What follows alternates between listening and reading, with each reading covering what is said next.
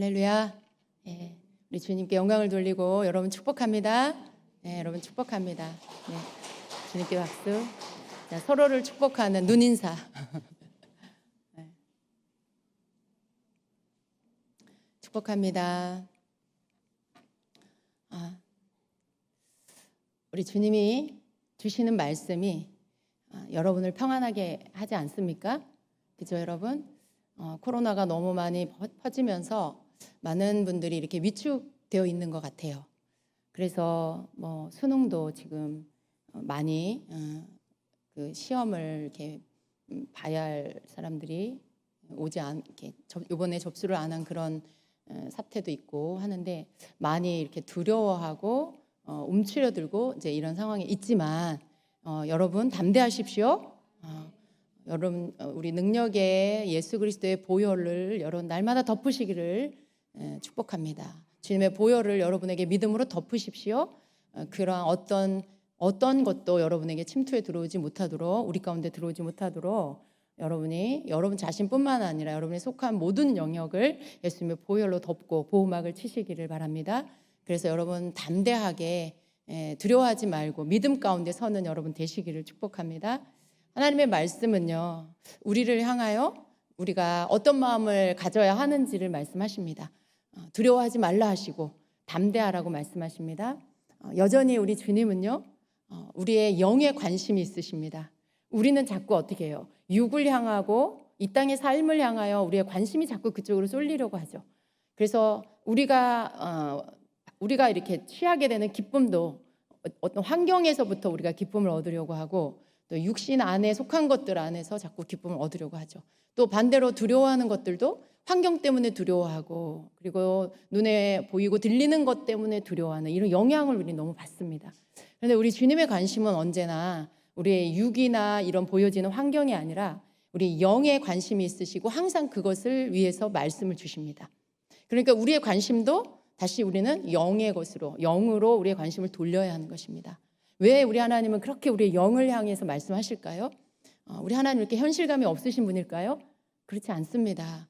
여러분, 모든 것이 하나님께 속했습니다. 이전 세대, 앞으로의 모든 시간, 지금 현재의 모든 시간, 땅에서 일어나는 일, 하늘에서 일어나는 일, 땅 아래에서 일어나는 모든 일들이 하나님께 속해 있습니다. 하나님께서 현실 감각이 없으신 게 아니라 하나님은 그 모든 것 위에서 주관하시는 분이십니다. 그 하나님께서 창조주 되신 하나님께서 우리를 향하여 우리에게 가장 필요하고 또 우리가 중요시 여겨야 할 것을 말씀하시는 거예요. 만일 우리 하나님이 보실 때 우리의 육이 가장 중요하다라고 하시면 육적인 말씀을 계속 해주시겠죠.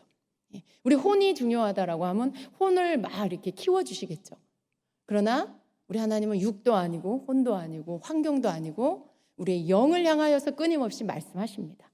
그리고 우리의 영을 어떻게 우리가 이렇게 세워가야 하는지를 계속 끊임없이 말씀해 주시는 것이죠. 그 뜻은 뭐예요?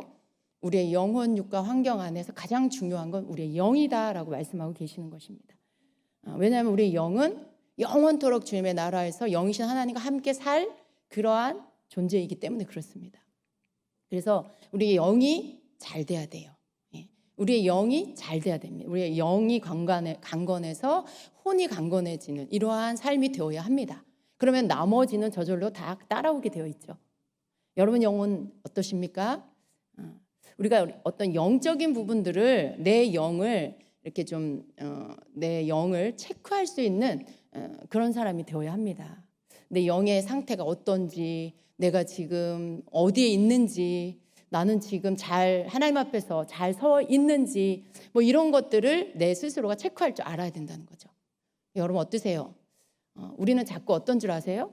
내가 막 평안해. 그냥 내 마음에 그냥 별일이 없어. 그냥 별일 없고 평안해. 그리고 내 환경에 아무 일이 안 일어나고 평안해. 여러분 그러면요, 그것과 동일하게 나는 이렇게 평안하니까 그러니까 내 영도 평안해. 내 영 아무 일 없어. 이렇게 생각하는 때가 많이 있어요. 여러분 그렇죠? 여러분의 주변이 다 평안하면, 여러분 마음이 평안하면 내 영이 지금 잘하고 있다 이렇게 생각하고 있을 수 있어요. 그런데 여러분 꼭 그것이 그것이 그것을 말해주는 것은 아닐 때도 있어요. 물론 그럴 때도 있지만 그렇지 않을 때도 있습니다. 너무 둔해지고 내가 나에게 너무 너그러워서 이것도 봐주고 저것도 봐주고 막 이러다가 내 영이 둔해져서 아무것도 감각이 느껴지지 않아서 평안할 수 있어요. 정말 하늘로부터 오는 평안이 아니라 아무것도 못 느껴서 그냥 아무런 것도 안 느껴져서 평안하는 것 같은 그런 상태일 수도 있다라는 거죠. 그러니까 여러분 정말로 내 영을 어떻게 관리를 해야 하는지를 우리가 알아야 합니다. 여러분 우리 내 영이 강건하기를 원하시죠? 그런데 영적인 강건함은 강건했다가도 또 아닐 수가 있고 그렇기 때문에 늘 나는 체크해야 하는 것입니다. 주님의 말씀이 주님의 임재 안에 거하라고 말씀하시죠. 사실은요 우리가 주님의 임재 안에 거하는 게 우리의 영을 가장 건강하게 하는, 우리의 영혼을 영혼뿐만 아니라 육체, 우리의 모든 환경까지도 가장 건강하고 안전하게 하는 비결입니다. 주님의 임재 안에 우리가 늘 머무는 거. 우리는 예배 안에 주님의 임재 안으로 들어갑니다. 주님의 임재로 우리를 덮어주시고 주님 이곳에 임재하셔서 우리와 함께 하시죠. 그리고 우린 그 어느 때보다도 내 영이 만족하는 시간을 예배 가운데 보냅니다. 그런데 내 삶의 터전으로 돌아갔을 때 우리는 여러 가지의 사건들 속에 또 내가 이 임재 속에 머무는 내 영혼의 충만한 것들을 유지하지 못할 때가 많이 있죠. 근데 그런 모든 때에도 주님은요 우리가 주님의 임재 안에 있으라고 말씀하십니다. 어떻게 그렇게 할 수 있어요? 우리가 그렇게 되기를 추구해야 합니다. 계속해서 주님의 임재 안에 머물기를 내가 구하고 또 주님의 임재 안에 머물 수 있도록 계속해서 주님의 임재가 나를 떠나지 않도록 내가 뭔가 영적인 것들에 대한 행동을 계속 해야 되겠죠. 그런 것들이 내게 계속 있을 때 우리가 주님의 임재 안에 머물 수 있게 됩니다. 여러분 임재라는 건 주님 여기 계시는 거죠. 주님이 나와 함께 하시는 거죠. 그걸 그냥 내가 말씀에 그렇게 써 있으니까 그럴 거야 이렇게 믿는 차원이 아니라 정말로 내가 주님의 임재와 실제적으로 주님의 임재 안에 같이 주님과 함께 있는 것을 내가 느끼면서 사는 것. 여러분 그것을 주님이 하라 하시는 거죠. 그냥 지식적으로 주님의 임재 안에 말씀에 그렇게 써 있으니까 그런 거야 이렇게 생각하는 거 말고요. 실제적인 임재 안에 우리가 있으라고 말씀하시는 거죠. 그것은 그냥 되어지는 것이 아니라 성경의 인물 가운데 하나님의 임재 안에 머물러 있던 사람들이 어떻게 했는지를 우리가 보고 알 수 있죠. 오늘 주님은 여호수아에 대한 말씀을 우리에게 주셨고요. 여호수아가 계속 그 성막을 떠나지 않고 자기의 지도자인 모세가 떠났는데도 불구하고 계속 성막에 머물러 있던 모습을 말씀해 주셨어요. 여러분이 예배를 달려나오는 이유가 뭐예요? 계속해서 여러분이 주님 안에서 기도하려고 하고 말씀으로 주님을 만나려고 하는 이유가 뭐예요? 지식을 쌓으려는 게 아니잖아요. 그죠? 여러분이 뭐 영적인 어떤 능력 가운데 거하려고 그러는 거 아니잖아요. 여러분 마음 깊은 곳에는 우리 주님 만나고 싶고 주님을 더 알고 싶고 그 주님의 임재 안에 머물고 싶어서 그런 것들을 하는 거죠. 여러분 그게 맞는 모습입니다. 여호수아가 성막 안에서 회막 안에서 뭘 했겠어요? 거기서 뭐 다른 거 했겠습니까? 하나님을 계속 찾으면서 하나님의 임재 안에서 그 안에서 하나님이 주시는 어떤 것들을 받기를 사모하고 그 마음 가운데 하나님을 사모하는 마음으로 계속 거기에서 하나님을 찾는 그리고 주님의 임재에 있기를 즐거워하며 다른 모든 일들을 뒤로하고 그 임재 가운데 머물기를 간절히 원했던 거죠. 여호수아는 얼마든지 회막에서 떠나서 자기 장막으로 돌아가서 뭐 가족들과 시간을 보낼 수도 있고 자기가 해야 할 남아있는 일들을 할 수도 있어요. 그렇죠? 그리고 또 내일 해야 할 일들을 또 할 수도 있어요. 그런데 여호수아는 그렇게 하지 않았고요. 그냥 여전히 하나님의 회막에 남아서 그 임재 안에서 계속 머물러 있었습니다.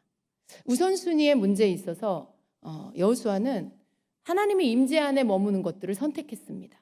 자기의 일상의 모든 일들이 여전히 기다리고 있고 남아있지만 선택할 수 있지만 그것을 선택하지 않고 하나님을 선택한 거죠.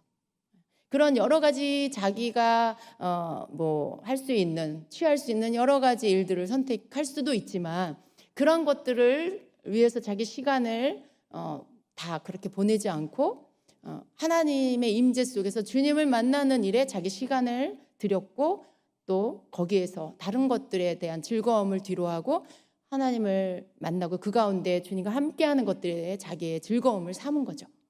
그게 첫 번째 우선순위가 되니까 거기 회막에서 떠나지 않고 계속 거기에서 머물 수 있었던 것입니다. 여러분, 하나님의 임재 안에서 내가 계속 머문다라는 것은요, 이렇게 어떤 선택에 있어서 가장 첫 번째, 내 우선순위에 가장 첫 번째 우리 하나님을 둘 때 우리가 그 임재를 놓치지 않게 된다라는 그러한 메시지입니다. 우리가 주님을 사랑하지만요, 그런데 정말 성경에 나오는 마지막 때 그 사람들의 모습처럼 그런데 하나님 제가 너무 바빠요. 하나님 제가 너무 할 일이 많아요. 하나님 제가 좀 이것도 좀 하고 싶고 저것도 하고 싶고 이 일도 해야 되고 누구도 만나야 되고 그래요. 하나님 제가 상담 사역도 있고 설교도 해야 되고 하나님 제가 또 뭐 이렇게 중보 기도도 해야 되고 참 아이러니죠, 여러분. 그런 모든 일이 하나님의 일인데 하나님을 만나고 하나님과 하나님 안에 임재 안에 머무는 것과 별개로 그런 모든 것들 때문에 분주해서 정작 하나님 임재에 머물지 못하는 이 아이러니, 참 이게 참 우리를 혼란스럽게 할 때가 있는 것입니다. 여러분, 우리가 사역자들이 이 부분에 해당이 되죠. 물론 여러분도 그럴 수 있어요. 여러분도 그럴 수 있어요. 뭔가 주님이 하라 하시는 일을 하면서 그것을 위해서 막 분주하고 시간을 보냈는데 정작 하나님의 임재는 놓쳐버리고 있을 수가 있다라는 거죠. 근데 정말 하나님이 원하시는 것을 하는 게 하나님이 기뻐하시는 것입니다. 많은 해야 할 일들이 있지만, 그렇지만 그것을 주를 위해서 한다라고 하지만 그것 자체가 주님은 아니라는 것입니다. 주님은 주님이시고요, 주님에 관한 여러 가지 일들은 일이에요. 근데 우리는 이것과 이퀄해가지고 주님을 위한 일은 곧 주님이다 생각하고 주님을 위한 일을 열심히 하다가 주님을 놓쳐버리는 경우들이 있는 거죠. 그런데 여러분, 주님은 주님이고요, 주님에 관한 일은 일이에요. 이것이 잘 구분이 되어야 하는 것이죠. 만약에 여호수아가 주님의 일을 해야 한다라면 아마 그 시간에 회막에 머물지 않고 그곳에서 나와서 여러 가지 자기가 해야 할 일들이 있겠죠. 모세가 시킨 일도 있겠죠. 자기가 또 거기에 리더로서 해야 할 여러 가지 행정적인 일도 있었을 것이고 돌아봐야 하고 상담해줘야 할 여러 가지 일들이 있었을 거예요. 그러면 정말 그런 일을 위해서 빨리 돌아가서 또 일을 해야 됐겠죠. 그런데 여호수아는 그렇게 하지 않고 그냥 머물러 있었습니다. 여러 가지 기다리고 있는 일들을 뒤로 하고 그저 주님의 임재 안에 주님과 함께 시간을 보내고 있었다는 거죠. 그럼 이게 굉장히 중요한 것이고, 우리가 하나님이 원하시는 임재 안에 머무는 것은 바로 주님을 원해서 주님 안에서 내가 있기를 원해서 다른 것과 막 뒤섞는 것이 아니라 정말 주님을 찾으면서 정말 주님을 구하면서 주님을 알기를 힘쓰면서 내가 그 안에 내가 들어가는 것, 그리고 거기에서 머무는 것, 이것을 우리가 해야 하는 것입니다. 우리는 어떤 때 너무 많은 것들을 막 추구할 때가 있어요. 우리는 막 기도에 능한 자가 되고 싶고 예언에 능한 자가 되고 싶고 또 우리는 막 치유에 돌파가 일어나기를 원하고 뭔가 막 뿜어져 나오기를 원하죠. 나를 통해서. 그것이 하나님을 기쁘시게 하는 거라고 생각하고 그것이 사람들을 위한 거, 다른 사람을 섬기는 일이라고 생각하고 그러다 보니까 너무 많은 것들을 문어발처럼 벌려놓고 그 속에서 내가 아주 능한 자가 되기를 힘쓰고 있을 때가 있어요. 순수한 마음으로 시작하지만 나중에는 정말 어떤 우선순위가 바뀌면서 정작 주님은 가버리시고 여러 가지 일만 남게 되는 그런 경우들이 있다는 거죠. 그렇다고 해서 여러분 그런 모든 것들을 그만둬야 된다는 뜻이 아닙니다. 항상 우리의 마음이 우선순위를 놓치지 않는 상태에서 내가 그러한 일들을 주님과 함께 조절하며 할 수 있는 그런 자가 되어야 한다는 것입니다. 여러분, 여러분의 영은 어떻습니까? 우리는 영의 어떤 성령이 시키시는 일들, 이끄시는 일들로 출발을 해서 어느새 가다가 어떻게 돼요? 내 혼을 만족하게 하는 일들로 갈 수도 있어요. 영과 혼의 이 조화를, 여러분, 이 어떤 균형을 우리가 놓치게 되면 우리는 아주 빠른 속도로 혼적인 사람으로 돌아가 버립니다. 혼적인 사람으로 돌아가는 건 주님 없이 내 힘과 열정과 내 열심으로 뭔가를 막 하고 있다 보면 내가 하고 있는 거, 나의 만족을 위해서 뭔가를 추구하면서 하고 있는 거, 이게 이제 어떻게 되는 거예요? 내 혼으로 점점점 무게중심이 옮겨가면서 혼적인 만족을 위해서 내가 뭔가 하게 되는 이러한 일들로 바뀌게 되는 것입니다. 근데 여러분, 우리는 그것이 아니라 우리 영이 건강하게 서서 주님과 교통하면서 주님이 우리에게 말씀하시고 지시하시고 이끄시는 것들을 받고, 그리고 그것에 속도를 맞추어서 갈 수 있는 그런 영적인 사람이 되어야 합니다. 그래서 우리는 항상 어떻게 이것들을 받아야 됩니까? 내 안에 계시는 성령님을 통해서, 혹은 말씀을 통해서 나에게 그때그때마다 지시하시는 것들을 내가 받고, 그리고 그것을 깨닫고, 그리고 감동을 받고, 그런 것들을 내가 행하는 거, 삶으로 행하는 거, 행동으로 행하는 것들을 해나가야 합니다. 그것이 여러분 계속되어지면 우리는 굉장히 건강한 영혼을 가진 사람이 될 것입니다. 여러분, 많은 분들이 성령의 음성을 듣지 못한다고 말해요. 그런데 성령의 음성을 듣는 것은 우리가 할 수 있도록 주님이 우리에게 그렇게 만들어 놓으셨고요. 그리고 우리는 성령의 음성을 듣는 지점까지 가기를 힘쓰기만 하면 됩니다. 그냥 내가 정말 너무 복잡한 사람인데, 내 생각이 너무 많은 사람이고 여러 가지 일들에 내가 매여 있으면서 기도 한마디 툭 하고 성령의 음성을 들으려고 한다. 그러면 얼마나 좋겠습니까만, 내가 들으려고 해도 들리지 않아요. 왜냐하면 너무 많은 생각들과 너무 많은 소리들이 내 귀에, 내 머리에, 내 마음에 덮여 있기 때문에 그렇게 쉽게 내가 막 내 혼적인 삶을 살다가, 이 땅의 삶을 내가 막 섞여 살다가 뭔가를 주님께 여쭤보고 들어야 하는데, 한마디 주님 이거 어떻게 할까요? 바로 주의 음성 들립니까? 안 들려요. 이런 모든 것들이 너무 많이 덮여 있기 때문에 들리지 않죠. 그러니까 우리는 어떻게 해야 돼요? 나는 성령의 음성을 듣지 못해, 주님의 음성을 듣지 못해라고 단정하지 마시고, 내가 주님의 음성을 들을 수 있는 지점에 이를 때까지 기도를 해야 되겠죠. 기도하면서 계속 벗겨질 것이 벗겨지고 청소될 것이 청소되고, 이렇게 계속 내 속에 덮여 있는 것들이 다 제거되면서 결국 어떻게 해요? 가려진 것들이 제거되면서 성령의 음성을 들을 수 있는 지점에 이르게 되는 것이죠. 그런 애씀을 우리가 해야 합니다. 우리는 또 성령의 음성을 듣는 여러 가지 루트가 있어요. 여러분이 내적인 어떤 성령의 음성을 직접 듣지 못한다 할지라도요, 강단에서 선포되어지는 말씀을 들을 때에 여러분 마음에 뭔가 울림을 가져다주는 말씀을 들을 때가 있을 거예요. 뭔가 찔림을 받게 되는 말씀을 들을 때가 있을 거예요. 그 말씀은 여러분을 향해서 지금 말씀하고 있는 주님의 음성입니다. 그런 여러분이 찔림을 받는다는 것은 주님이 여러분에게 지금 깨닫게 해주시는 거예요. 그걸 여러분에게 말씀해 주시는 거예요. 그걸 주님의 음성으로 받으시고 그 찔림 가운데 주님이 원하시는 행동으로 내가 바꿔야 되는 것이죠. 고쳐야 하는 것이죠. 찬양을 부르다가 어떤 찬양에 내가 마음이 툭 건들리면서 막 눈물이 터질 수 있고요. 감격이 될 수 있고요. 여러 가지 변화, 내 안에서 찬양 한 가사 한 줄 때문에 내 속에서 변화가 일어날 수 있어요. 여러분, 그러면 그 가사가 나에게 주시는 주님의 음성이에요. 그러면 그러한 가사에서 나에게 주시는 메시지를 따라 내가 어떤 행동들을 주님 앞에 해야 되겠죠. 우리가 하나님의 음성을 듣는 이러한 어떤 통로들은요, 여러 가지가 있다라는 말씀입니다. 개인적으로 꿈으로도 받을 수 있고요.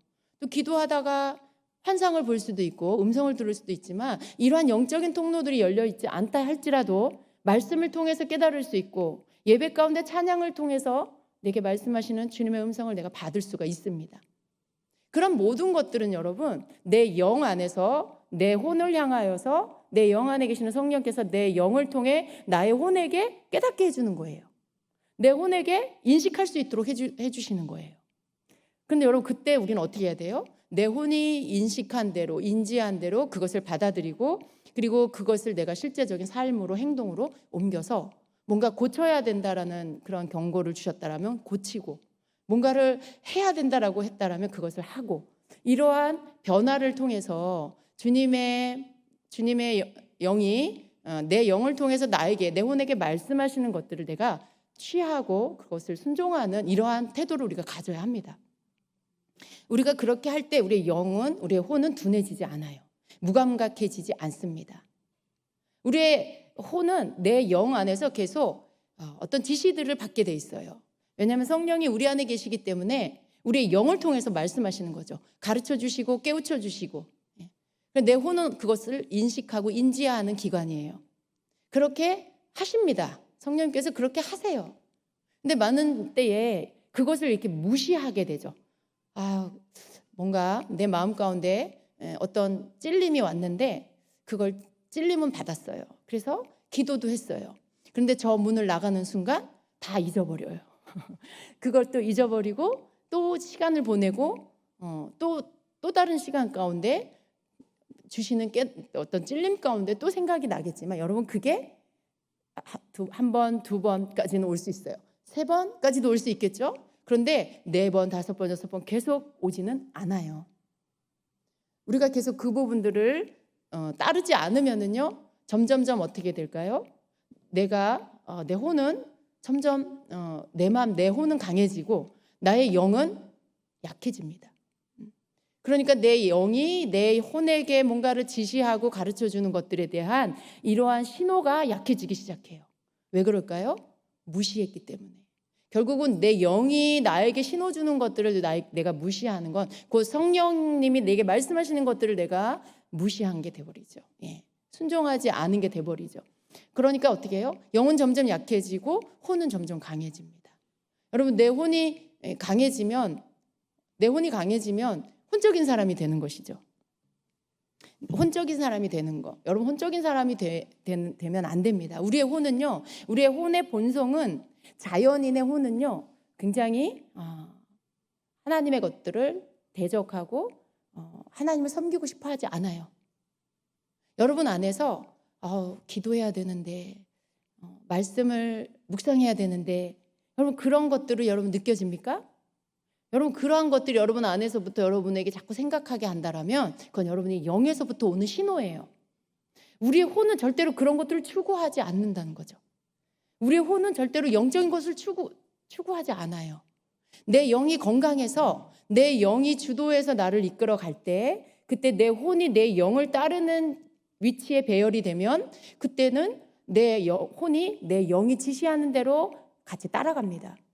그러나 영적인 신호를 내가 계속 무시하게 됐을 때 혼 자체가 하나님을 섬겨야지, 기도해야지, 예배드려야지 내 혼에서는 그런 소리가 나오지 않아요. 혼은 그저 나를 위해요.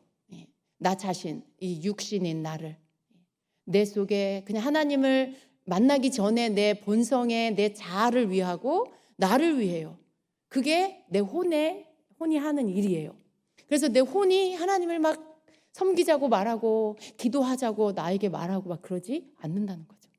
근데 그런 소리들이 들리다가 여러분 안 들린다. 그런 것들에 대한 마음이 점점 식어진다. 그럼 여러분의 영이 지금 굉장히 힘을 잃어버리고 약해지고 그리고 그 상태로 계속 가다 보면 어떻게 될까요? 영이 병들게 되겠죠. 그런 상태가 되는 것입니다. 사람이요, 여러분 뭔가 신호가 와서 계속 경고를 받다가 그것을 무시하고 가게 되면 어떤 일이 일어나냐면 무뎌져요. 나중에는 찔림을 받지 않아요. 아무렇지도 않아요. 기도를 안 해도 아무렇지도 않고 묵상을 안 해도 아무런 찔림도 없어요. 그러니까 평안한 것 같아요. 평안하니까 나는 내 영이 지금 내 건강해. 내 영은 지금 잘 되고 있어. 이렇게 착각을 하게 돼버리는 것이죠. 여러분 근데 찔림을 받다가 무시해서 둔해진 것과 내가 늘 그 찔림을 받고 신호를 주는 것을 따라서 그 가운데 행함으로 인해서 내가 그 안에서 평안한 것과는 전혀 다른 것이라는 거. 우리가 그걸 분별을 해야 합니다.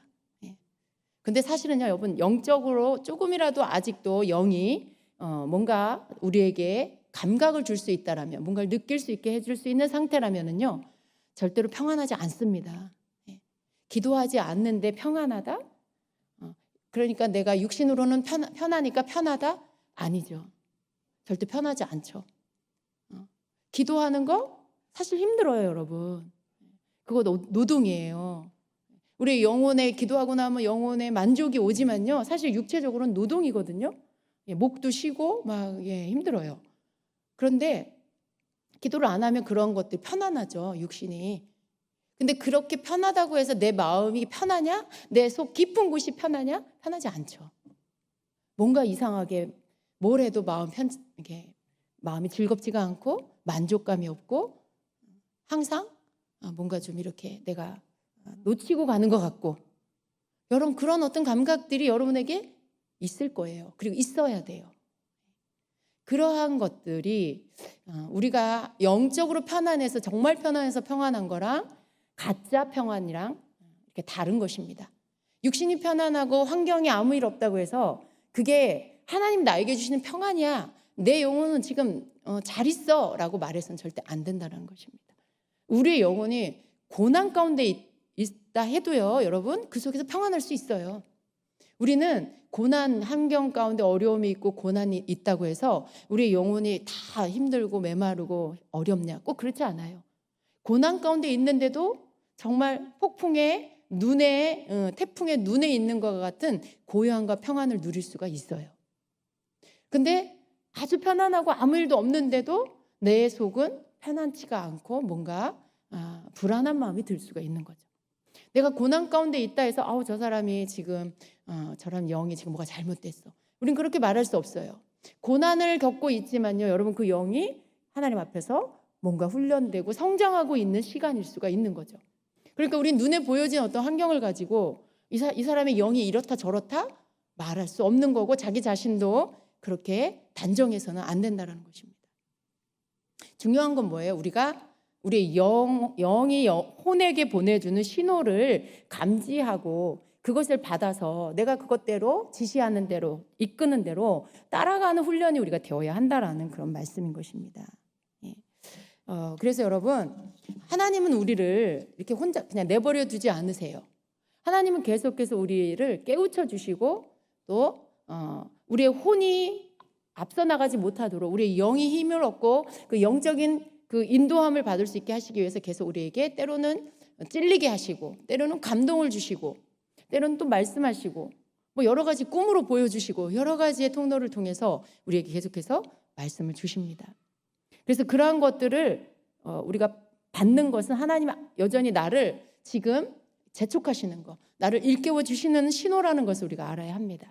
하나님 우리를 향한 뜻은 뭐예요? 그날에 예수님 다시 오시는 그날에 우리의 온 영과 혼과 우리의 몸이 흠없이 보존되기를 원하신다라는 것입니다. 그러니까 우리는 그걸 어떻게 해야 돼요? 힘써 지켜야 하는 것이죠. 내 영과 혼과 몸이 흠없이 보존되도록, 예수님 다시 오시는 그날에 흠없이 보존되어 주님을 만날 수 있도록 내가 그것을 힘써 지켜야 할 사명이 우리에게 있습니다. 영이 막 약해지고 혼은 막 강해져가지고 나를 위해서 막 살고 내 주장을 펼치고 하나님에 대한 것들을 식어져가 이런 상태, 이건 영혼이 잘 되는 게 아니죠. 여러분, 우리 영혼이 잘 되지 않으면 우리 육이 잘 될 수가 없어요. 근데 우리는 그것을 항상 깨워서 우리가 마음을 쓰고 또 우리가 늘 거기에 내가 힘을 쓰고 사는 그런 자가 되어야 합니다. 여러분, 성경에 보면요, 여러 종류의 인물들이 나오죠. 우리가 하나님의 말씀을 잘 알지 못하면요, 성경책은 굉장히 거룩한 책이기 때문에 성경에 나오는 모든 인물들의 삶은 하나님이 다 인정하는 삶이다 이렇게 착각할 수 있어요, 어렸을 때는. 여러분, 그런데 여러분, 성경 안에 나오는 인물이라고 해서 다 바른 삶을 살고 이렇게 살아도 되고 이런 게 절대 아니라는 거 꼭 기억하셔야 돼요. 성경에는요, 천국에 가는 자의 삶과 지옥에 가는 자의 삶으로 두 가지 부류의 사람으로 구분되어서 성경에 실려 있습니다. 그래서 성경에 나오는 인물이 아무리 아브라함의 자손이라 할지라도, 하나님이 사랑하는 어떤 그런 조상의 후손이라 할지라도요, 결국은 그의 삶이 어떠냐에 따라서 하나님 앞에 가증한 삶을 살고 하나님의 성령을 따르지 않는 삶을 살고 자기 자신을 위해서 살다가 멸망받는 사람들의 삶의 이야기가 있어요.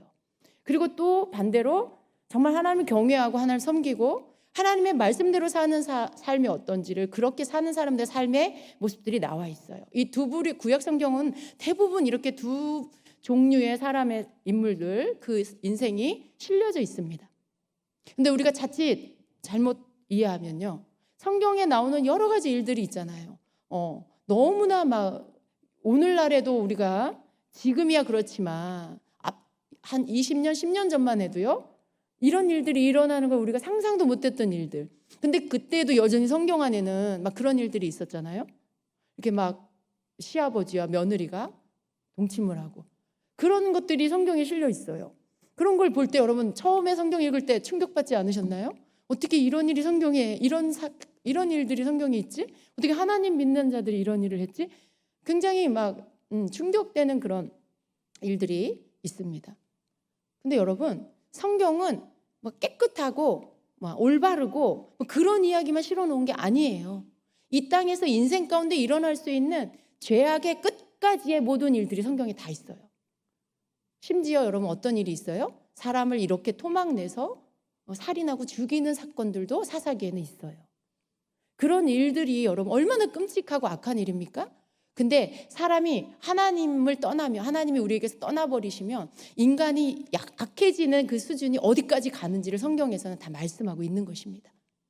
근데 여러분 우리가 성경 안에 보면 그런 여러 인물들 가운데 보면 어떤 사람은 굉장히 영적인 사람, 영적인 삶을 살고 결국은 하나님을 기쁘시게 하는 삶을 살고 하나님의 축복을 받은, 그리고 천국에 간 사람들을 볼 수가 있고, 반대로 하나님을 믿고 아는 자인데도 불구하고 자기를 위해서 살다가 멸망받는 사람들이 있어요. 근데 여러분 이것을 우리가 구분을 한다면 하나님을 경외하고 다른 삶을 산 사람은 영적인 삶을 산 사람이고, 자기를 위해서 살고 자기 배를 채우고 욕심을 채우고 산 사람은 혼적인 사람이라고 말할 수가 있어요. 혼적이고 육적인 사람이라고 말할 수 있어요. 근데 대표적인 인물 가운데 보면 여러분 우리 아벨과 가인과 아벨 여러분 아시죠? 두 사람의 모습을 우리 성경에서 보면요, 아벨은 하나님을 섬기는 영적인 삶을 살았고요, 가인은 자기 자신을 위하고 자기 혼이 시키는 대로 그냥 다 그것들을 쏟아내고 사는 그런 혼적인 사람의 삶을 살았어요. 또 야곱과 에서를 보면은요, 여러분 에서는 혼적인 사람이라고 할 수 있고요, 야곱은 영적인 사람이라고 할 수 있어요. 물론 하나님께 훈련받는 기간들이 있었지만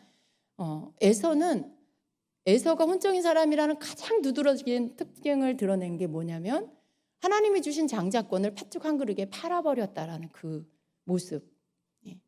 자기의 배고픈 것을 채우기 위해서 그것을 못 참고 귀한 영적인 축복을, 유산을 팥죽 한 그릇에 쉽게 그냥 팔아 넘겨버리는 이러한 하나님의 것을 경히 여기는 마음, 그런 태도. 하나님의 축복보다, 하나님의 약속보다 내 배고픈 게 더 우선이야. 내 자신이 더 우선이야. 그러니까 장자고 뭐고 나는 지금 배고프니까 그냥 그거 너 가져. 그리고 나 팥죽 줘. 이렇게 해버리는 태도. 여러분 이게 혼적인 모습이에요. 하나님보다, 하나님의 약속보다 내 자신이 더 중요한 거. 이게 혼적인 태도입니다. 이러한 태도를 가진 에서의 모습이 혼적인 모습, 그리고 야곱은 영적인 그런 삶이죠. 또 다윗과 사울을 보면은요, 다윗은 영적인 그러한 모습, 삶, 그리고 사울은 혼적인 삶이라고 말할 수 있어요. 사울은 하나님이 뽑은 왕이죠. 근데 사울은 하나님이 세우셨음에도 불구하고 결국은 사울의 삶은 어땠습니까? 계속 자기 영광을 추구해요. 자기가 더 드러나려고 하고 자기가 세워지려고 하고 저 백성들 가운데 인정받는 왕이 되려고 하고, 그러니까 어떻게 해요? 하나님을 높이는 게 아니고 자꾸만 자기를 높이려고 하는 그런 삶을 살다가 결국 멸망당하죠. 이게 혼적인 모습입니다. 그래서 여러분 성경에 보면 이렇게 두 부류로 나뉘어지는데 영적인 삶을 산 사람 그리고 혼적인 삶을 산 사람으로 나뉘어집니다. 우리는 그 성경을 보면서 우리가 배워야 할 게 뭐냐 하면,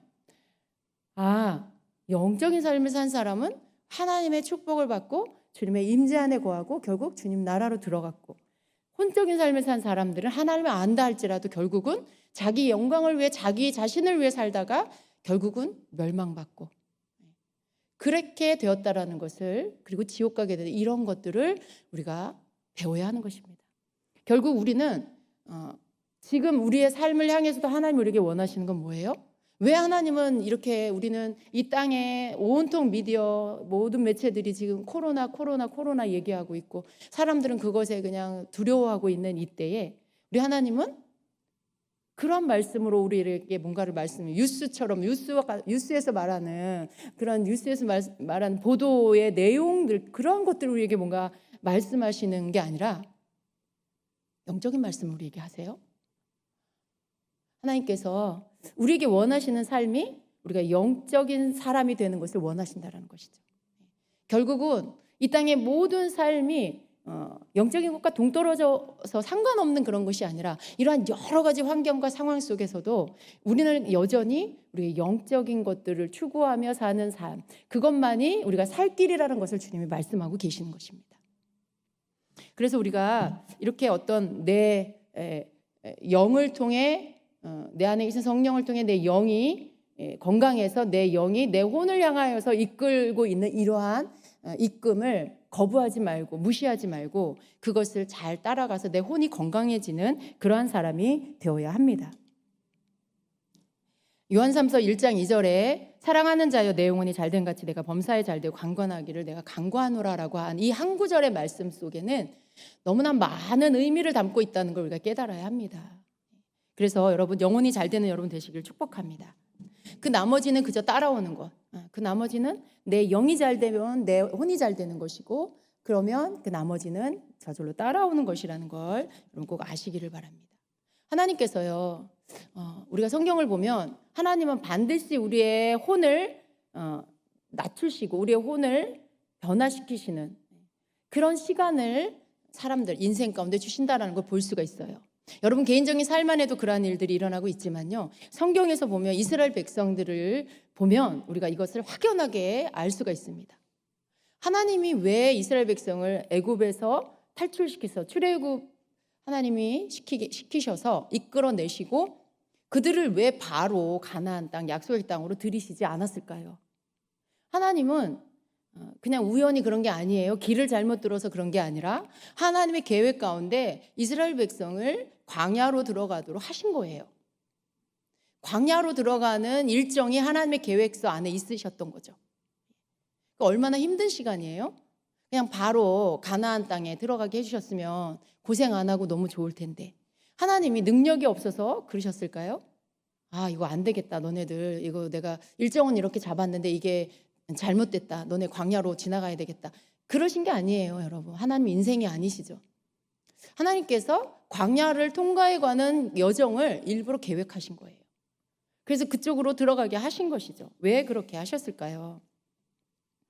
하나님이 이 광야를 지나는 과정을 통해서 그 이스라엘 백성들의 혼의 모든 것들을 다 파쇄시키기 위해서 그러신 거예요. 그 혼이 앞서서 뭔가를 막 주도하고 때로는 하나님을 대적하는 이러한 모든 이 혼적인 기질들, 혼 안에 이 본성 안에서 일어나고 있는 육의 기질, 혼의 기질들이 다 무너져 내리도록 하기 위해서 한마디로 영적인 사람이 되게 하시기 위해서 광야를 지나게 하셨다는 것이죠. 여러분. 그래서 여러분 이스라엘 백성들을 보면은요, 이게 보면 그들의 어떤 이 나쁜 환경, 어려운 환경을 만날 때마다 그 반응하고 나타내는 그 태도 안에서 이들이 얼마나 혼적인 사람인지를 우리가 볼 수가 있어요. 대부분 보면요, 그들이 불평하고 원망하고 그랬던 모든 사건들이 뭐냐면 먹는 거, 마시는 거, 뭐 이런 것들. 또 육적인 공급에 뭔가 몸이 불편해지거나 배가 고프거나 목이 마르고 이런 자기 육신을 위하는 일, 자기를 위하는 일에 대한 뭔가가 불편해지는 거. 그래서 기분이 나빠지고 불쾌해지는 거. 뭐 이런 것들, 여러분 이런 것들이 있을 때마다 어떻게 해요? 원망 불평하는 소리를 쏟아냈습니다. 가만히 생각해 보면요, 여러분 애굽에 있을 때 그들은 노예였어요. 노예는 결혼해서 자녀를 낳으면 그 자녀도 노예죠. 노예 신분이죠. 이것은 대대로 벗어질 수 없는 그냥 계속 대를 이어서 그 신분이 바뀌지 않는 그냥 노예로 사는 거예요. 근데 여러분 그런 노예 삶에서 하나님께서 그들을 이끌어내셔서 자유로운 자유인이 되게 해주셨어요. 노예 신분이 벗어지게 하신 것이죠. 근데 이걸 생각하면 여러분 이스라엘 백성이 광야를 지난다 해도 정말 하나님께 감사해야 하는 것이죠. 그런데 이들이 당장 배가 뭔가 불편하고 먹을 게 부족하니까요. 하나님은 아랑곳도 없죠. 어디론가 하나님은 없어져 버리고 당장 그들의 입에서 나오는 이 불평들은요. 뭐예요? 출애굽기 16장 3절에 보면 이스라엘 자손이 그들에게 이르되 우리가 애굽 땅에서 고기 가마 곁에 앉아 있던 때와 떡을 배불리 먹던 때에 여호와의 손에 죽었더라면 좋았을 것을 너희가 이 광야로 우리를 인도해 내어 이 온 회중이 줄여 죽게 하는도다. 지금 누구예요? 너희가 누구예요? 모세와 아론 지도자죠. 이들을 이끄는 지도자예요. 근데 그들을 향해서 지금 막 원망을 하는 거예요. 하는 말이 차라리 그냥 애굽에서 먹을 거 실컷 먹고 그냥 거기서 차라리 하나님 손에 죽었더라면 나을 뻔했다 이런 말을 하고 있는 거죠. 얼마나 철저하게 혼적인 사람인지 몰라요. 지금 불편하다 이거죠. 지금 내 몸이 불편해. 난 이런 거 싫어. 이런 말을 하고 있는 거죠. 그러니까 하나님이 베풀어 주신 은혜나 하나님의 어떠한 약속이나 계획에 대해서는 전혀 관심도 없고 거기에 대한 추구하는 마음도 전혀 없는 상태. 이런 것이죠. 그래서 여러분 또 출애굽기 17장 3절에 보면은 또 거기서 백성이 목이 말라 물을 찾음에 그들이 모세에게 대하여 원망하여 이르되 당신이 어찌하여 우리를 애굽에서 인도해 내어서 우리와 우리 자녀와 우리 가축이 목말라 죽게 하느냐. 출애굽 시킨 걸 원망하고 있는 모습인 거죠. 정말 철저하게 자기 자신을 위하고 있는 이 모습이 바로 혼적인 모습입니다. 근데 하나님은요 이 광야의 여정을 통과하게 하시면서 결국 어떻게 돼요? 혼적인 사람을 예표하는 출애굽 1세대가 그 혼이 다 엎드러져 죽을 때까지 광야에서 머물게 하십니다. 그리고 그 혼의 것들이 다 죽은 다음에 광야에서 태어난 2세대들 그들이 예표하는 건 뭐예요? 영적인 사람인 거죠. 그들만 가나안 땅으로 들어가게 하시죠. 그러니까 혼적인 상태, 혼적인 사람으로서는 하나님의 약속의 땅 안으로 들어갈 수가 없다는 걸 말씀하고 있는 거예요. 내 혼이 다 내려지고 내 혼이 내 영에 순복되어지고 성령께 순복되어져서 새로운 영, 거듭난 영, 치유된 영, 건강한 영, 그러한 혼으로 바뀌어지지 않으면 결국은 하나님의 약속 가운데 그 땅으로 들어갈 수가 없다는 것을 말씀하고 있는 거죠. 여러분 우리가 천국에 들어가는 게 내 혼의 모든 이 본성이 여전히 왕성하게 살아서는 천국에 들어가지 못해요. 우리의 혼적인 모든 것들이 내 영의 성령께 순복이 되어져서 거듭난 혼이 되어져야 그래서 정말 이렇게 이스라엘 백성들이 드러냈던 혼적인 이런 모습들. 왜 하나님 내게 이렇게 하시는 거예요? 우리 가족들이 다 굶어 죽게 생겼어요. 차라리 그냥 예수님 안 믿던 옛날이 더 좋은 것 같아요. 그런 말들. 그냥 옛날이 좋았고 그냥 고생 안 하고 하나님 알지 못하고 말씀 알지 못하고 그냥 편하게 살던 때가 좋았어요. 이런 말 하는 거. 지금 이스라엘 백성하고 똑같은 말 하는 거죠. 여러분 그러한 고난 가운데 고난은 곧 광야이죠. 광야는 곧 오늘날의 여러분 인생의 고난을 의미하죠. 그 시간들을 여러분 우리 인생 가운데 허락하시는 이유가 우리의 혼적인 영역들을 다 하나님께서 이제 다 엎드러지게 죽게 만드시려고 하시는 거예요. 그렇게 해야만 진정한 하나님의 그 축복의 약속의 모든 것들을 받을 수 있기 때문에 그렇습니다. 그래서 우리는 자꾸 내 혼을 위하는 삶을 살아서는 안 되는 거죠. 내가 자꾸 내 혼을 위하고 내가 뭔가 내 몸이 또 내 자아가 만족하는 삶을 살려고 자꾸 할 때마다 우리는 이스라엘 백성들을 닮아 있다라는 거. 이 1세대를 내가 쫓아가고 있구나라는 것들을 깨달아야 합니다. 그래서 우리가 그러한 것들을 자꾸 추구해서는 안 된다는 거죠. 우리는 끊임없이 하나님을 추구해야 돼요. 우리는 끊임없이 예수님을 추구해야 돼요. 말씀을 추구하고 기도하려고 애쓰고 이러한 것들을 끊임없이 내가 계속 추구해 나가야 하는 것입니다. 기억해야 할 것은 내 혼은 절대로 하나님을 추구하지 않는다는 거. 내 혼은 내 육신에 입을 거, 먹을 거, 마실 거, 쉴 거, 놀 거, 즐길 거 이런 것만 추구한다는 거. 그러니까 이런 것들이 내 혼에서 여러분 이런 어떤 하나님을 추구하는 것들이 일어나지 않고 나를 위하고 내 육신을 위한 일들만 끊임없이 나온다는 거 우리가 안다라면 내 안에서 일어나는 어떤 반응들이 지금 내가 혼이 앞서 있는지 아니면 내 영이 앞서 있는지를 분별할 수가 있게 되는 것이죠. 마음 깊은 곳에서 여러분 기도해야 되는데, 말씀 묵상해야 되는데, 예배 드려야 되는데 하는 소리가 끊임없이 여러분 안에서 올라오고 있다라면 여러분, 그게 여러분의 영에서 나오는 신호라는 것을 꼭 기억하시고 여러분 혼이 거기에 순복할 수 있도록 그것을 따라가는 여러분 되시기를 축복합니다. 그것은 바로 영이 지금 내 혼을 체크해주고 있다라는 사인이에요.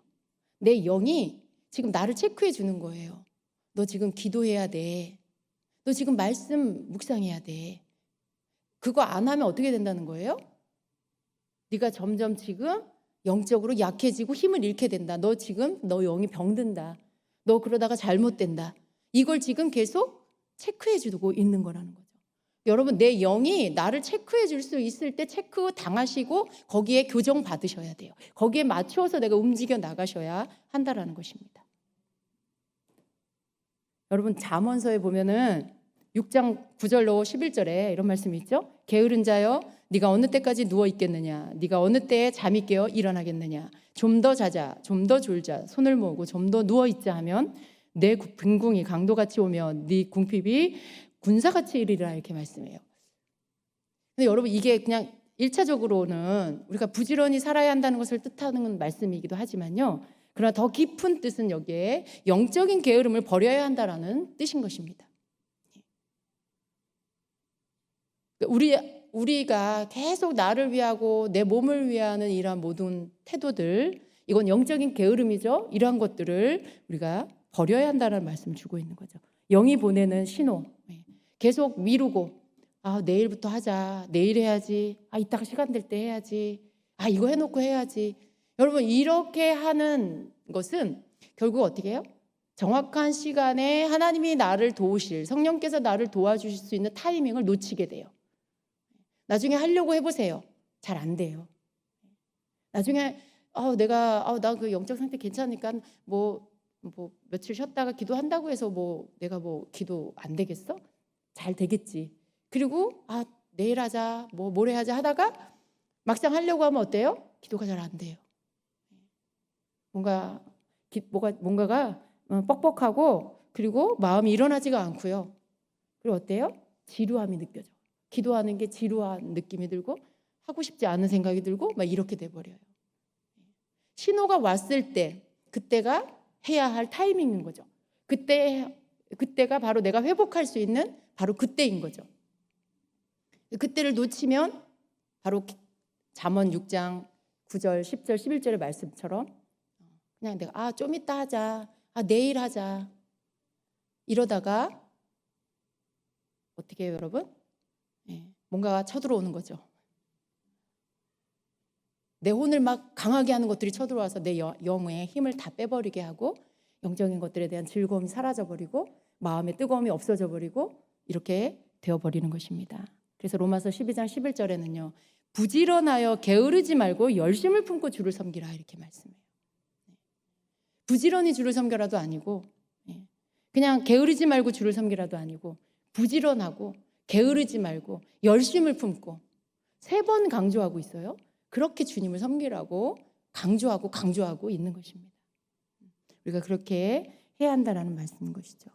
그래서 우리는 영적인 이러한 어떤 민감함을 놓치지 않기 위해서 계속 우리가 깨어 있어야 하는 것입니다. 우리의 영혼 육에는 각각의 기능이 있다라는 거예요. 영적인 일, 하나님이 기뻐하시는 일이나 내 영을 세워주는 일을 계속 추구하고 이것을 계속 활성화시키면 영의 감각이 민감해지는 거죠. 그러나 혼을 활성화시키는 것들을 계속 추구하게 되면은요, 영의 감각은 약해지고 혼이 활성화되게 된다는 거예요. 혼의 모든 것들이 활발해지는, 이렇게 된다는 것이죠. 그래서 성령님은 내 영을 통해서 나를 인도하시고 깨우쳐 주시는 것입니다. 내 영에서 오는 신호를 내 영에서 오는 신호는 대부분 뭐예요? 하나님을 추구하라는 거죠. 하나님이 추구하는 방향으로 나를 이끌어가고 있는 거죠. 게으르지 말고 딴짓하지 말고, 내 혼을 향해서 너 딴짓하지 말고 정신 차리고 하나님을 향해서 나와라고 책망해 주는 거죠. 이렇게 훈계하는 거, 이런 것들, 이러한 책망이 내 안에 들려온다라면 우리는 빨리 순종해야 하는 것입니다. 이게 내 영이 하는 일이에요. 내 혼을 향해서.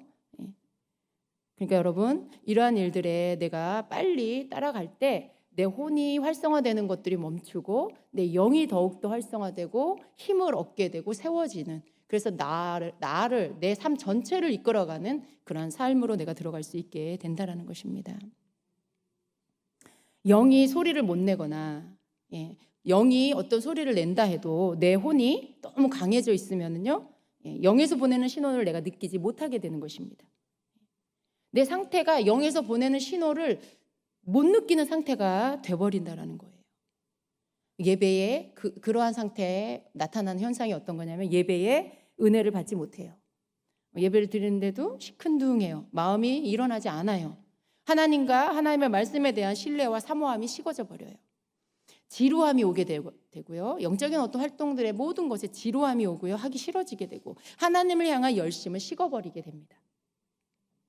반대로 막 들고 일어나는 것들이 있어요. 그런 것들은 뭐냐면 뭔가 이렇게 감정적으로 잘 절제되고 사그라져서 가라앉은 것들이, 그런 감정들, 그런 격한 감정들이 막 들고 일어납니다. 막 쉽게 화가 나고 쉽게 짜증이 나고 막 절제가 안 되고 오래 참으면 안 되고 막 이러한 현상들이 막 나타나요. 나쁜 감정들이 막 일어나요. 그런 것들이 강하게 막 나타나고 그런 일들이 생깁니다. 사랑은 식어져요. 내 말은 거칠어지고요. 그리고 어떤 부드러운 태도가 없어지고 딱딱한 태도로 바뀌어지고, 이런 어떤 모습들이 나타나지는 거예요, 여러분. 그 혼이 강해졌다는 현상이 바로 이런 모습으로 드러나게 됩니다. 그러니까 여러분, 여러분의 상태, 여러분의 많이 나타나는 현상들, 어떤 상태들이 이런 현상들이 나타난다. 그러면 지금 빨간 신호. 빨리 회복해라, 빨리 깨어나라, 빨리 영의 힘을 줘라, 영적인 것들에 공급해라, 빨리 영에 순종해라, 막 이러한 사인인 거예요. 그러니까 여러분, 이런 것들을 그냥 쉽게 오늘 피곤해서 그런가 보다, 아니면 오늘 목사님 말씀에 은혜가 없네, 그냥 집에 있을 걸 그랬나 봐. 여러분, 이러면 안 된다는 거죠. 여러분의 반응이 무감각하고 점점 둔해지면 지금 여러분의 영이 점점 힘을 잃어가고 있는 상태. 왜 그런가 빨리 돌아봐야 되겠죠. 그래서 우리는 조심해야 하는 것입니다. 지금 내 신앙생활에 아무런 문제가 없는 것 같다고 생각하고 영적인 신호를 가벼이 여기면 안 되는 거예요. 내일로, 다음으로 미뤄도 별 문제가 없다라고 생각하는 거, 내 안에 신호를 알리는 감각들은 굳어지고 어느새 고장나 버린다라는 사실을 알아야 합니다. 예배를 사모하는 마음이 있을 때 그것을 잘 유지하고 지켜가야 합니다. 말씀이 깨달아질 때 말씀을 읽고 묵상하는 패턴을 놓치면 안 된다는 것입니다. 기도가 잘 될 때 기도를 쉬지 말아야 합니다. 우리의 영적인 삶은요, 마치 운동기구, 러닝머신, 그것하고 비슷해요. 거기 위에 서 있는 것하고 비슷합니다. 러닝머신은 사람이 올라가서 이렇게 달리다가 만약에 여러분 내가 좀 힘들어갖고 이렇게 멈춰서 쓰잖아요. 그럼 내가 서 있을 수가 있나요? 이건 계속 움직이잖아요. 그러니까 우리는 계속 움직여야 돼요. 걷든지 뛰든지 계속 움직여야 하는 것이죠. 우리의 이 영적인 생활도 이것과 비슷하다는 것입니다. 힘들어도 계속 걷든지 뛰든지 해야 되는 거예요. 내가 영적인 어떤 생활을 하는 것에 좀 힘들어도 멈추지 말고 계속 해야 돼요. 계속 해야 돼요. 멈추면 어떻게 해요? 런닝머신에서 뒤로 밀려나서 떨어지죠. 마치 그런 것처럼 우리 영적인 생활들을 멈춰버리면 후퇴하게 되고 내 영은 병들게 되고 그렇게 뒤로 후퇴하게 되는 일들이 생긴다라는 것이에요. 여러분, 그래서 나는 정말 하나님 나라 갈 때까지 계속 움직여야 됩니다. 영적인 것들의 모든 것들을, 내가 하는 것들을 멈추지 말고 우리가 런닝머신에 서서 계속 운동을 하는 것처럼 계속 영적인 생활들을 해야 한다라는 것입니다. 지금 여러분 벌써 한 해가 저물고 있습니다. 지금 12월 달이 벌써 오늘이 며칠이에요. 지금 한 달 남은 이 2020년도 한 해가 저물고 있는데 우리가 한 해를 보내면서 우리는 항상 무엇을 생각해야 되냐면 마지막 날을 다시 한번 기억을 해야 합니다. 그 날을 상상해 봐야 합니다. 하나님 앞에 우리가 서는 날, 하나님 앞에 내가 이 땅에 사는 것, 모든 살아온 날들의 것을 가지고 셈하는 그 시간을 우리가 상상해 봐야 합니다. 지금 내 영혼은 12월 달에 이렇게 서서 마지막 한 달을 남겨놓고 그날 이 마지막 때가 내 삶에 온다라면 내가 지금 내 영혼은 하나님 앞에 설 준비가 되었는가? 이걸 여러분 우리가 생각해 봐야 한다는 거죠. 그날을 한번 상상해 봐야 한다는 거죠. 이것을 우리가 진지하고 심각하게 한번 생각을 해 봐야 됩니다. 하나님께서 왜 날짜와 연한 이렇게 연도를 주시고 시간을 정해 놓으셨을까요? 만약에 이런 걸 정해 놓지 않았으면은요, 뭐 1년, 2년, 뭐 2020년, 2021년 이런 거 카운트되지 않잖아요. 그냥 계속 시간은 흐르는 거죠. 그렇죠. 그러면 우리는 뭐 이게 연말이다, 연초다, 새해다 이런 개념이 없어지는 거죠. 근데 하나님이 굳이 이런 것들을 다 정해 주셨어요. 이런 것들을 연한을 정해 주셨어요. 근데 왜 그러셨을까를 묵상해 보면은요, 우리는 한 해를 보내면서 마지막 때를 생각해요. 그렇게 생각해야 되는 거죠. 마지막 날 모든 것이 끝나는 마지막 시간이 이렇게 한 해 연말을 맞이하는 이 한 해를 마무리하는 이 한 해를 끝내는 시간이 오는 것처럼 우리의 모든 삶의 마지막 시간이 오겠구나. 사계절이 지나고 추수가 끝나고 모든 식물들이 잎이 떨어지고 겨울로 들어가서 모든 성장이 열매 맺고 이런 모든 것들이 정지되는 시간이 오는 것처럼 우리 인생의 모든 것들이 정지될 시간이 오겠구나. 우리는 또 계절을 보면서도 이런 것들을 생각해야 합니다. 그러면서 우리는 뭘 생각해야 돼요? 그날 마지막 날에 주님 앞에 설 준비가 나는 되었는가? 그날에 주님 앞에 내가 셈하게 될 텐데, 계산을 하게 될 텐데, 내가 하나님 앞에 이 모든 것들을 셈할 때 내가 그 한 달란트 받은 자처럼 꾸중을 듣진 않을까?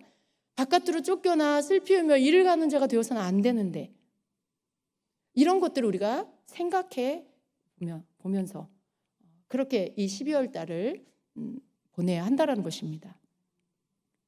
그래서 하나님은 우리에게 원하시는 거, 우리는 항상 너무 많은, 너무 높은 기준을 두고 그 일을 내가 해야 한다라는 나 스스로에게 어떤 그런 압박을 줄 때가 많이 있어요. 너무 하나님이 이걸 원하셔, 저걸 원하셔. 근데 여러분, 그런 모든 것들을 혹 내가 못할지라도요, 하나님께서 나에게 요구하시는 것은 하나님께서 가장 기본적으로 나에게, 그리고 가장 중요하게 나에게 요구하시는 것은 뭐예요? 날마다 말씀과 기도로 내 영을 든든히 세우라는 거예요. 성령의 음성에 귀 기울여 들으라고 하시는 것이죠. 그런 삶을 살기를 하나님 우리에게 요구하시는 거예요. 거기에 뭐 더해서 뭐를 하고 뭐를 해라. 너가 무슨 업적을 이루어라. 네가 이거 다 뭐 너 사는 동안에 100명, 1000명을 전도해라. 뭐 선교지에 너 50군데 나가라. 뭐 이렇게 말씀하시지 않는 거예요. 뭐 교회를 1000명 되는 교회로 네가 부흥시켜라. 그런 거 요구하시는 게 아니라는 거예요. 그냥 하나님 우리에게 원하시는 건 뭐예요? 우리의 영이 건강하게 든든하게 서는 일을 위해서 날마다 그 일을 네가 해라. 너는 날마다 나를 찾아라. 너는 날마다 성령의 음성을 들으려고 귀를 기울여라. 그리고 그것을 따라라. 이걸 요구하시는 거죠. 그걸 우리가 잘하면 되는 거예요. 우리가 그 속에서 영의 강건함이 오게 되고 또 영이 강건하면 혼이 주도하는 육신의 정욕이나 안목의 정욕이나 이생의 자기자랑 이러한 것들이 다 사그라들게 된다는 것이죠. 그래서 혼이 절대로 힘을 얻도록 하지 말고 영이 힘을 얻을 수 있도록 그러한 일들을 계속해서 날마다 해나가라고 요구하시는 것입니다. 여러분, 성령님을 따르는 내 영혼을 세우는 일에 우리가 함께 힘씁시다. 너무 나 자신을 묵상하는 것으로 시간을 보내지 마시고 하나님의 말씀을 통해서 하나님을 묵상하는 시간을 더 많이 갖도록 합시다. 그리고 영적 건강은 바로 여기에서부터 시작된다는 것을 여러분이 기억하시고 예배를 놓치지 말고 예배 사수, 기도 사수, 말씀 사수 여기에 힘쓰는 저와 여러분이 되기를 예수님의 이름으로 축복합니다. 아멘.